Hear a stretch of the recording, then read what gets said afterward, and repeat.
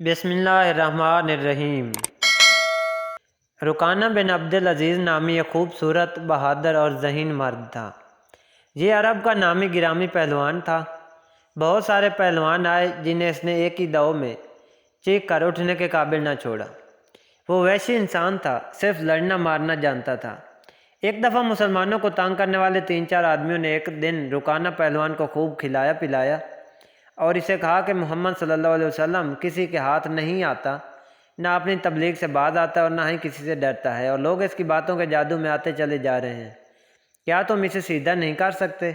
رکانہ نے کہا کہ کیا تم میرے ہاتھوں سے اس کی ہڈیاں توڑوانا چاہتے ہو؟ نعوذ باللہ۔ رکانہ نے بہت ہی بڑے تکبر لہجے میں کہا کہ لاؤ اسے میرے مقابلے میں، وہ میرا نام سنتے ہی بھاگ جائے گا۔ نہیں نہیں، میں اس کے ساتھ لڑنا بھی توہین سمجھتا ہوں۔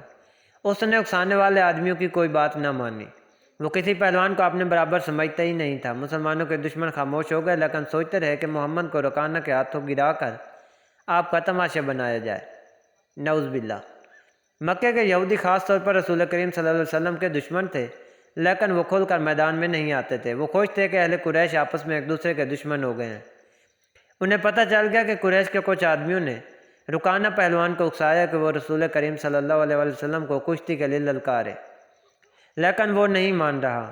ایک روز رکانہ رات کے وقت ایک گلی سے گزر رہا تھا کہ اس کے قریب سے ایک بڑی حسین و جمیل لڑکی گزری۔ چاندنی رات میں لڑکی نے رکانہ کو پہچان لیا اور مسکرائی۔ رکانہ وحشی تھا، وہ رک گیا اور لڑکی کا راستہ روک لیا۔ کیا تم جانتی ہو کہ عورت مرد کی طرف دیکھ کر مسکراتی ہے تو اس کا مطلب کیا ہوتا ہے؟ رکانہ پہلوان نے پوچھا، کون ہو تم؟ اس کا مطلب ہوتا ہے کہ عورت اس مرد کو چاہتی ہے۔ اس نوجوان لڑکی نے جواب دیا، میں ثابت بنت ارمن ہوں، یہودی کی بیٹی ہوں۔ رکانہ نے کہا اور لڑکی کے کندھوں پر ہاتھ رکھ کر اسے اپنے قریب کر کے بولا، کیا میرا جسم تجھے اتنا اچھا لگتا ہے؟ اور کیا میری طاقت؟ تمہاری طاقت نے مجھے مایوس کر دیا۔ ثابت نے اکتائے ہوئے لہجے میں کہا، تم محمد صلی اللہ علیہ وسلم سے ڈرتے ہو؟ کون کہتا ہے؟ رکانہ نے گرج کر پوچھا۔ سب کہتے ہیں۔ ثابت نے کہا، پہلے محمد صلی اللہ علیہ وسلم کو گراؤ، میں اپنا جسم تمہیں انعام میں دوں گی۔ اللہ کے بیٹوں اور بیٹیوں کی قسم، تیری بات پوری کر کے تیرے سامنے آؤں گا۔ رکانہ نے کہا، لیکن تو نے غلط سنا ہے کہ میں محمد سے ڈرتا ہوں۔ بات یہ ہے کہ آپ نے سے کمزور سے لڑنا میں اپنی توہین سمجھتا ہوں، لیکن تیری بات پوری کروں گا۔ ناظرین، مشہور مورخ ابن ہشام نے لکھا ہے کہ رسول کریم صلی اللہ علیہ وسلم نے خود رکانہ پہلوان کو کشتی کے لیے للکارا تھا، لیکن دوسرے مورخ نے جو شہادتیں پیش کیں وہ صحیح ہے کہ رکانہ نے محمد صلی اللہ علیہ وسلم کو کشتی کے لیے للکارا اور اس نے کہا، میرے بیٹے تم بڑے دل اور بڑی جرأت والے آدمی ہو۔ میں یہ بھی جانتا ہوں کہ تم جھوٹ بولنے سے نفرت کرتے ہو، لیکن مرد کی جرأت اور صداقت کا پتہ اکھاڑے میں چلتا ہے۔ آؤ میرے مقابلے میں اکھاڑے میں اترو۔ اگر مجھے گرا لو تو میں تمہیں اللہ کا بھیجا ہوا نبی مان لوں گا۔ اللہ کی قسم تمہارا مذہب قبول کر لوں گا، لیکن یہ ایک بھتیجے اور چچا کی کشتی نہیں ہوگی۔ رسول کریم صلی اللہ علیہ وسلم نے رکانہ کے للکارے کے جواب میں کہا کہ ایک بت پرست اور سچے دین کے پیغمبر کی لڑائی ہوگی، تو ہار گیا تو اپنا وعدہ نہ بھول جانا۔ مکے میں یہ خبر صحرا کی آندھی کی طرح پھیل گئی کہ رکانہ پہلوان اور محمد صلی اللہ علیہ وسلم کی کشتی ہوگی، اور جو ہار جائے گا وہ جیتنے والے کا مذہب قبول کر لے گا۔ قریش کا بچہ بچہ، مرد و زن اور یہودی ہجوم کر کے آ گئے۔ مسلمانوں کی تعداد بہت تھوڑی تھی، وہ تلواریں اور برچھیوں سے مسلح ہو کر آئے، کیونکہ انہیں خطرہ محسوس ہو رہا تھا کہ قریشی کشتی کو بہانہ بنا کر رسول کریم صلی اللہ علیہ وسلم کو نقصان پہنچائیں گے۔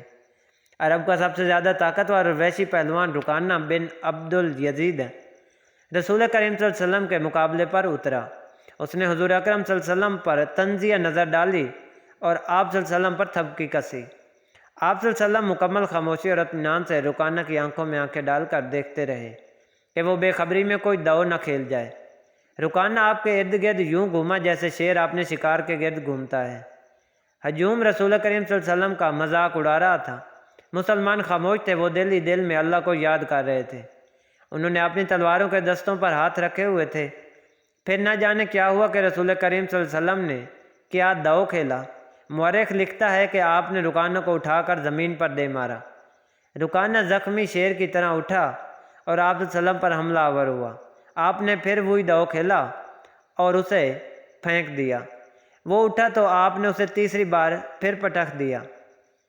بھاری بھرکم جسم 3 بار پٹخا تو کشتی جاری رکھنے کے قابل نہ رہا۔ رکانہ سر جھکا کر اکھاڑے سے نکل گیا۔ ہجوم پر سناٹا طاری ہو گیا اور مسلمان ننگی تلواریں اور برچھیاں ہواؤں میں لہرا لہرا کر اور اچھال اچھال کر نعرے لگا رہے تھے۔ رکانہ کو رسول کریم صلی اللہ علیہ وسلم نے للکار کر کہا کہ اپنا وعدہ پورا کر اور یہ اعلان کر کہ آج سے تم مسلمان ہے۔ رکانہ نے قبول اسلام سے صاف انکار کر دیا اور پھر فتح مکہ کے قریب اسلام قبول کر لیا۔ بعض مورخین نے لکھا ہے کہ اس نے اسی دن ہی جب وہ کشتی ہار گیا تھا تو اسی دن اس نے اسلام قبول کر لیا تھا۔